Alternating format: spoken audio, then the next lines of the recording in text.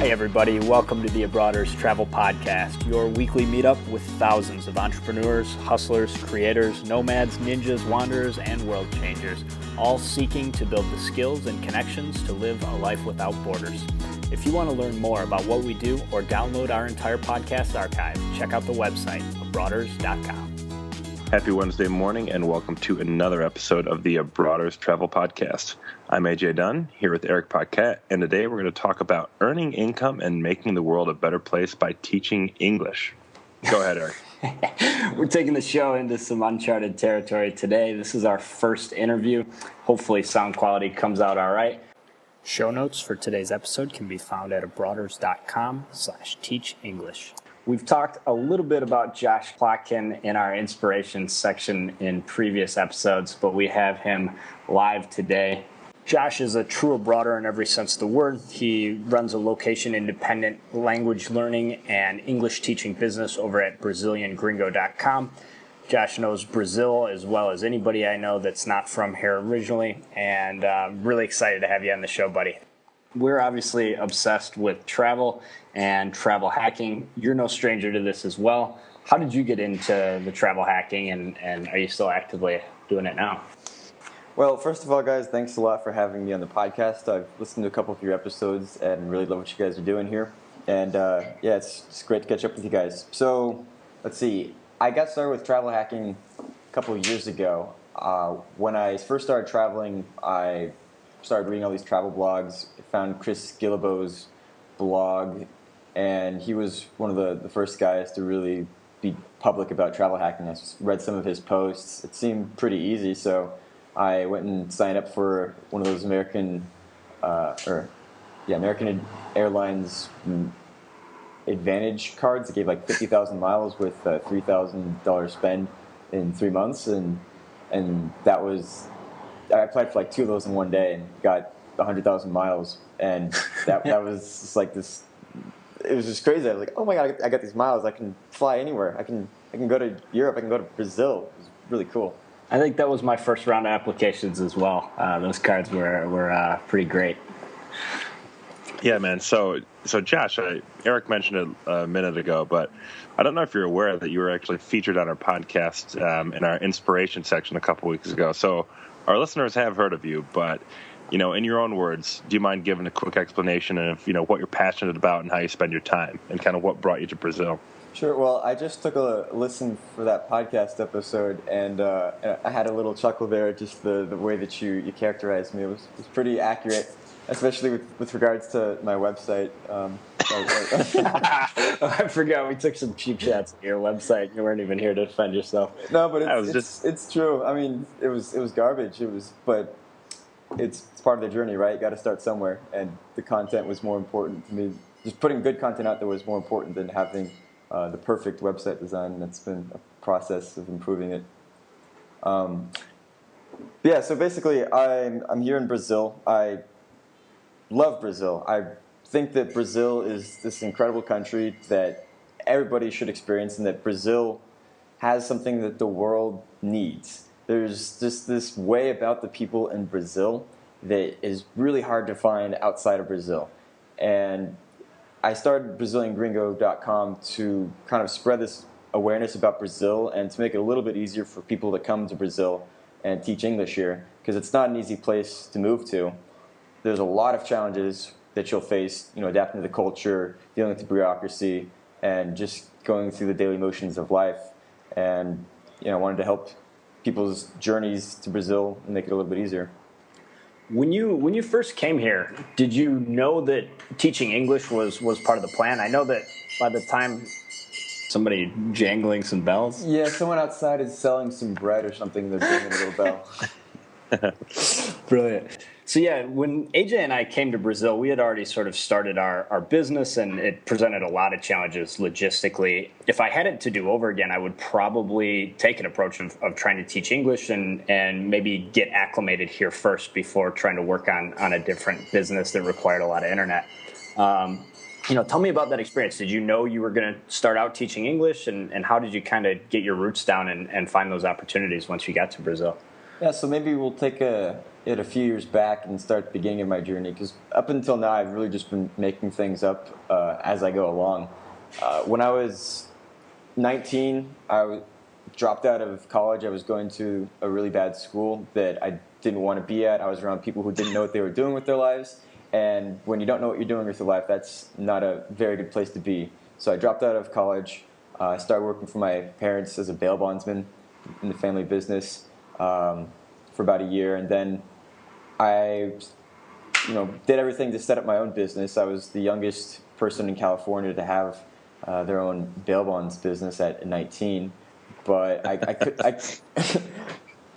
couldn't go through with it though, because it was my parents' thing. That wasn't me, and I felt that if I did that, I'd be trapped, and I wouldn't be able to travel. So I was like, all right, I'm just going to go to Mexico for 2 months, and then when I come back, I'll work on the business. But as soon as I got on that plane and I landed in Mexico, I thought to myself, there's no way I'm ever going back to that old life. The world is so huge. This is so much fun. Just being around people speaking a foreign language in a completely different environments. There's no way that I could ever go back to doing what I was doing before. So at this time, I had a little bit of cash, and I was just basically woofing. You familiar with woof? Yeah, organic farm, correct? Working at organic farm. Very cool. So in those days, the only thing, I didn't know anything about the world. I had this vision that everywhere outside the U.S. was this kind of rundown backwater place that doesn't have plumbing and is just dirt roads and stuff.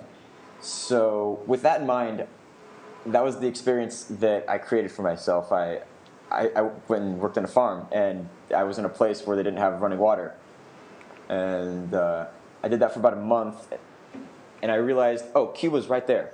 I was in, south of Cancun, a little bit north of Playa del Carmen. I think one of you's been there, right? Yeah. I've been to both those spots. Yeah, I was in Puerto Morelos, which is just a little bit north of Playa del Carmen. Okay. So I was working on the farm, and it was pretty cool doing this manual labor, but I wasn't very fulfilling. I realized Cuba's right there. I'm just going to go to Cuba because I can. It's right there. And I've always wanted to go there. It's legal. Yeah, it's a little tough for those U.S. citizens. They detained me at the border for about an hour and a half asking questions. Did you have trouble getting in? It was really easy for me to go there. I showed up. I got questioned by this guy. I felt like I was in the Cold War. He's like, I was the only one that got stopped as I got off this plane. He stopped me. He's like, "Are you a spy?" Yeah. What are you doing here? Who are you? What do you do for work? Where are you going?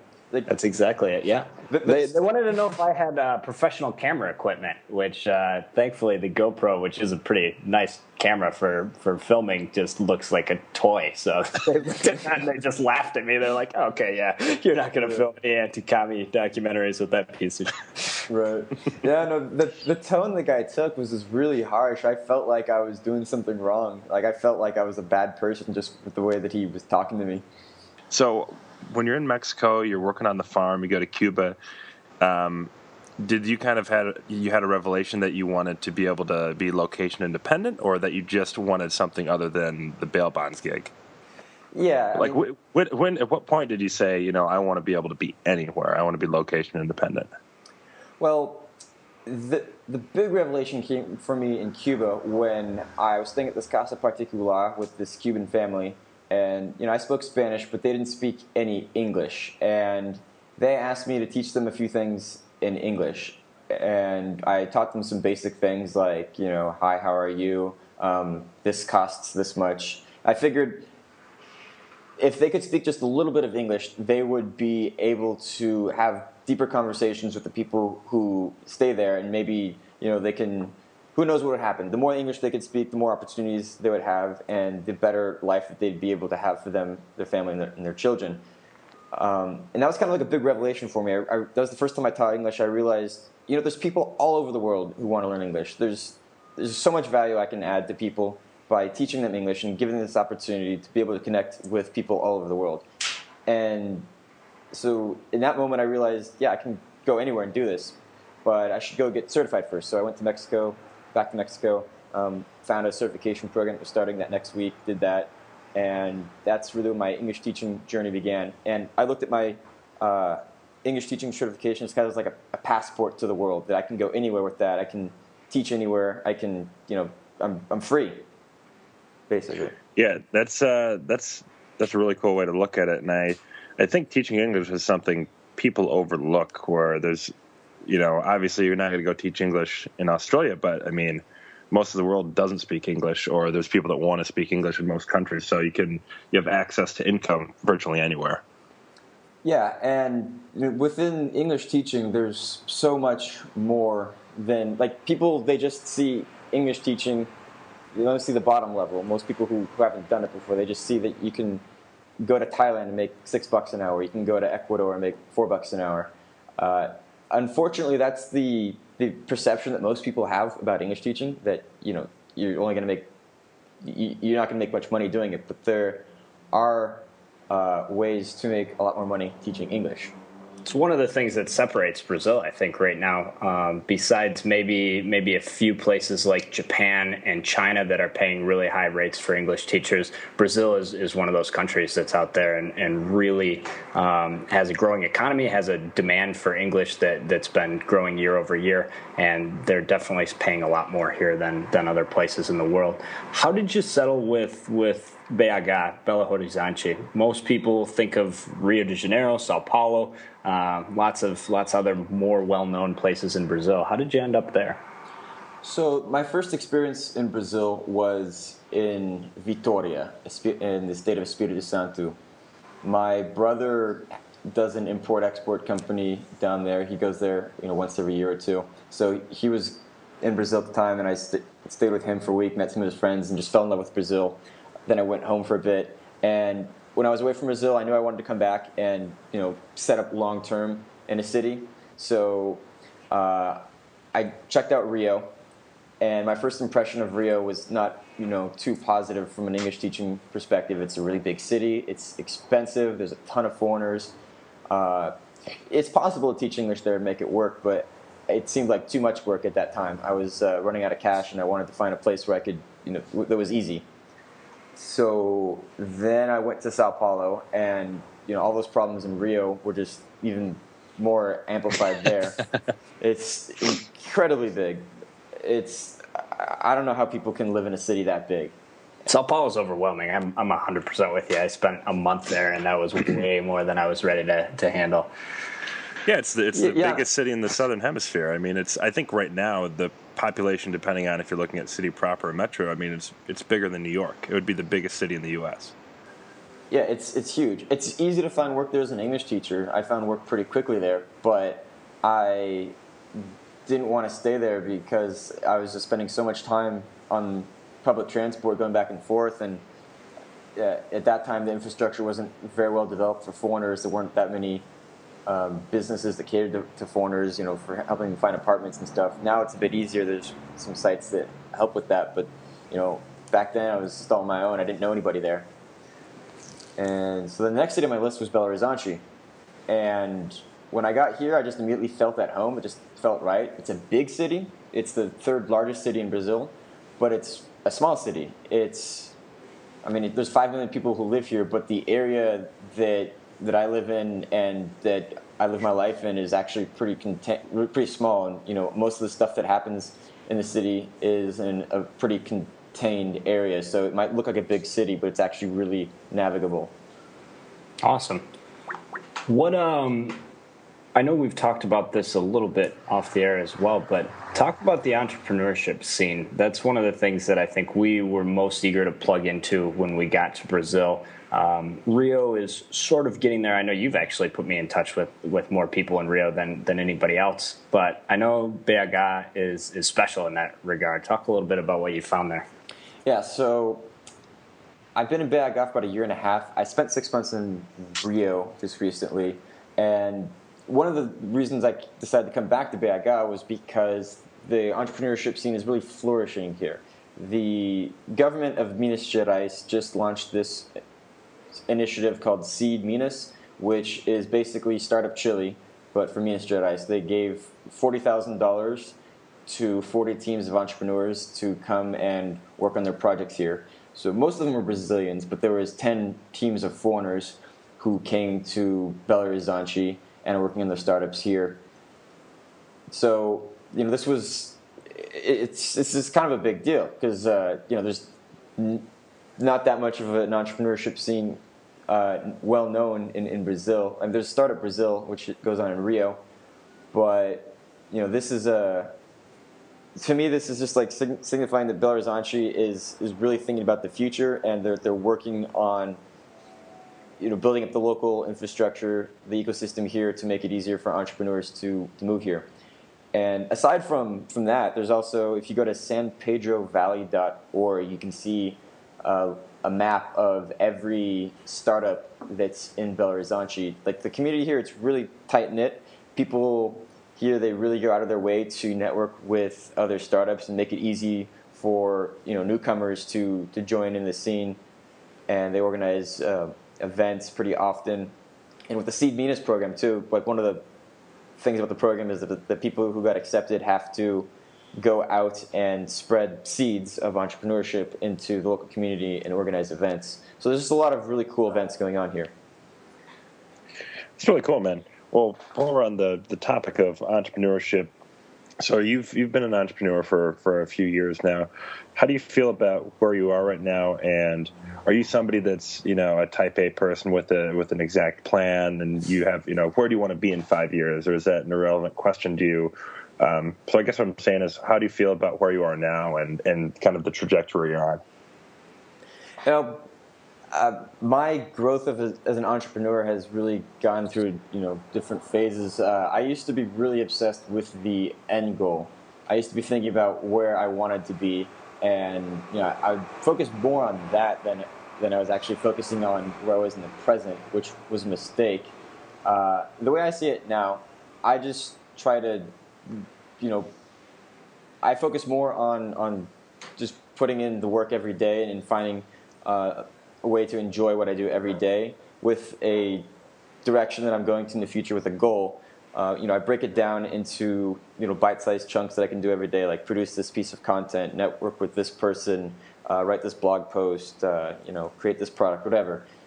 And for me, my life got a lot more simple when I just broke things down into smaller little pieces. Cool, man. No, that makes a lot of sense.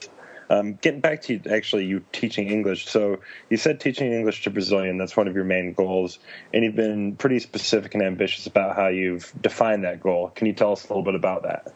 Yeah, so my goal right now is to make $1 million teaching English before my 24th birthday, which is in about 3 months. And I love it. From an outsider's perspective, this is a completely ludicrous goal. I'm very far from that, but I'm putting in little pieces of planting little seeds every day, working towards that.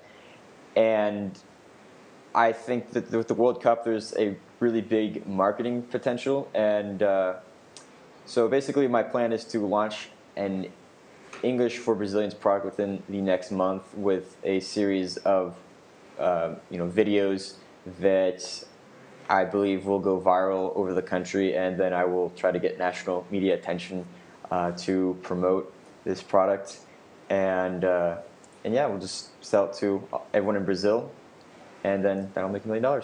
It seems pretty simple. It is really simple. Yeah. It sounds great. Yeah. And for the folks that haven't followed Josh much before, he's not blowing smoke about creating some content that makes some noise and goes viral. He's pretty good at that. Your Brazilian Gringo Gangnam Style video. I mean, your old school board break video. You've got a bunch of videos with a bunch of views, man. I mean, so Josh Plotkin is no stranger to making stuff spread. Yeah, definitely been a reference point for us as far as our discipline and input of effort to creating content for broaders as well. I think it's really important to remember that the difference between not getting started and making $1 million on a product or a launch, it really isn't. It's a fine line, and I think that if you get the right people's attention, it's absolutely possible. There's a huge demand, and they're waiting for somebody to come fill that. So I think it's a really cool opportunity. I'm very much looking forward to seeing how you go after that. Yeah, and in my mind, I just say $1 million because it's a big number. It the level of thinking required to get to $1 million is more important than the actual number. Like, I'm not obsessed with the money. I'm more obsessed with the content and with the the steps that are leading up to that. So.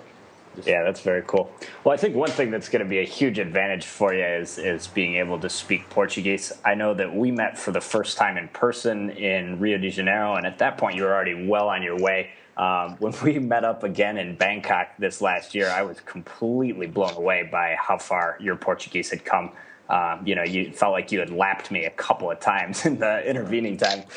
You mentioned on your blog recently, or maybe a video, that your new objective is to speak with no discernible accent. Portuguese is not an easy language, man. How are you developing that? How are you chipping away at that goal and trying to put those final pieces to really get that native fluency? Well, I've been working through the mimic method. Our buddy Idausa, he's got that really, really revolutionary sound training course where he just breaks down the language into little isolated pieces of sound. So I've been using that to go back and kind of iron out the non-nativeness to my accent, just improve my pronunciation first, and then with the accent, there's a couple things that go into an accent. My pronunciation up until recently was still lacking, so I was fixing that first, and then now the focus is getting the flow, like someone from Belo Horizonte. Like, there's a certain rhythm to the way that they speak. So now I'm listening to watching a lot more YouTube videos, and imitating people more when they talk. Like, people kind of get annoyed because every time someone says something, I repeat it, and I try to repeat the exact same tone and pitch that they had when they were speaking. It's annoying for people, but I learned a lot by doing that. Very cool, man. Yeah, I think I also was a student of Idausa's, and he was kind of putting the concept together when we first met, and I think about language completely from a perspective of music now, and it's something I think that's pretty rare if you've gone through the traditional way of learning language. I learned Spanish through a whole bunch of crap, grammar and just really heavy, boring, awful stuff. And now that I think about music in terms of music and sound rather than grammar and written language, it's made a huge difference for me. So we're definitely going to have to get Idausa on this show as well and have him talk in his own words about what he's building over there at Mimic Method. Yeah, man, that guy is a master. Every time I talk with him, I learn something new about language learning and teaching. It's just incredible. Yeah, he's above board. He's top notch. Josh, can you tell us about any particular breakthroughs you've had? Any, like you'll hear people call it the aha moment. Care to share anything? Yeah, for me, the biggest breakthrough that I've had recently is, one, just keep going. Like, there's times when I don't like what I'm doing, and it gets kind of sucky, but I just got to keep going. Just keep going, and also too, I've tried to focus in on doing less. Before, when I first got started with entrepreneurship, I saw all these possibilities. There's just so many projects that you could be doing. There's so much value that needs to be added to the world. There's just so much to do. So I just kept putting my headspace around all these different ideas, and instead of going deeper into one idea. So my big breakthrough is that I just want to get good at doing one thing with my life, and I want to get good at Brazil. I want to get really good at understanding Brazilians and understanding the Brazilian mentality and being able to sell things to Brazilians and adding value to Brazilians. And the deeper that I go into that, the more value I can add to everybody. And even within that narrow, within that field of just Brazilians, there's infinite possibilities there. So it's not like I'm limiting myself. There's so much there. Actually, there was one kind of thing I wanted to bring up about English teaching. Yeah. If on this point I was making earlier about English teachers starting at the bottom. The way I see it, there's 4 or 5 different levels to English teaching. Like, you got the entry level where you you realize you can teach English abroad, and so you go get a job anywhere. You go teach in Thailand, you go teach in Colombia, Brazil, whatever. You make pennies. Maybe in Brazil you're making $25 an hour working at a school. And then after you work at a school, you realize, well, I don't need the school. I can go teach privately. So you make twice as much money by finding your own students and teaching privately. But then, you start traveling all around the city. It's kind of a hassle to meet up with your students and they cancel and whatever. So then you're like, you know what? I'm going to teach on Skype. And then you teach them on Skype, and you got that flexibility to stay at home and work in your underwear. And you can teach more hours if you wanted to. But at the end of the day, you're still trading time for money. So the next level beyond that is starting, an online teaching business.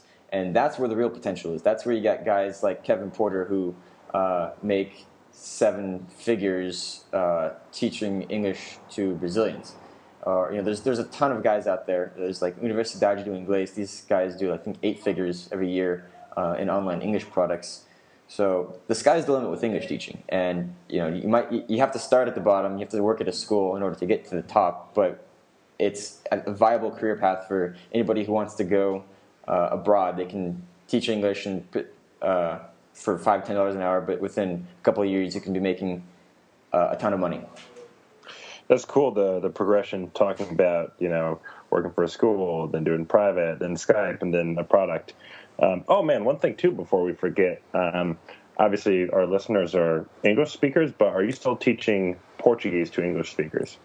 The way that I do that, I got an autoresponder people can sign up to, and they'll get daily Portuguese tips, and then I monetize that by selling a Portuguese product as an affiliate, semantica-portuguese.com. It's this really good Portuguese product filmed in Rio, and I help film some of those videos. So that's for Portuguese. And if people want to teach English, I have weteachbrazil.com, which is my community, a little forum for English teachers, for people who are at that bottom level, who are just getting started and want a job at a school. We help with that, and building out more resources to help people make that evolution from teaching privately to teaching Skype and building your online business. Sweet, man. Any other places people can find you online? You want to share Facebook, Twitter, any other products you've got, any other places you want people to see?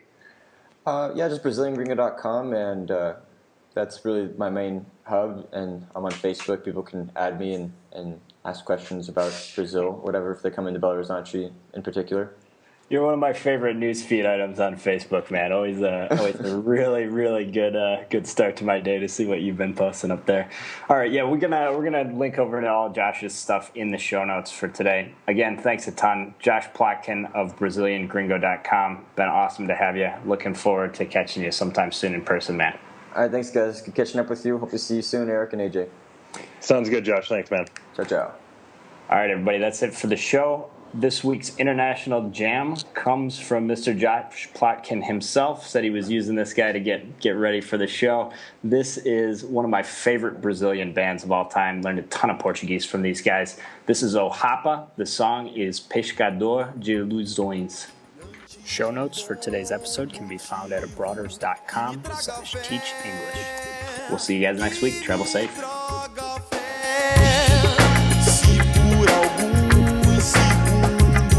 Eu observar e só observar. Isque o anzol. Hey Brothers, don't be shy. Hop over to the website and join our email list for exclusive travel hacking content. If you like what we're up to, the best way you can support the show is by leaving us a 5-star review on iTunes. Lastly, we would love to hear from you, so send your show feedback to Erik or AJ at abroaders.com. We will see you next week.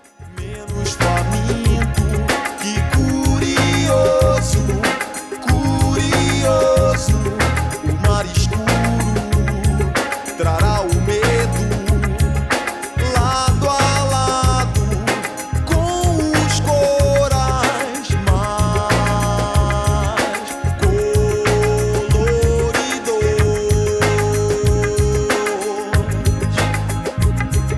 Valeu a pena. Valeu a pena, sou pescador de ilusões, sou pescador de ilusões. Valeu a pena,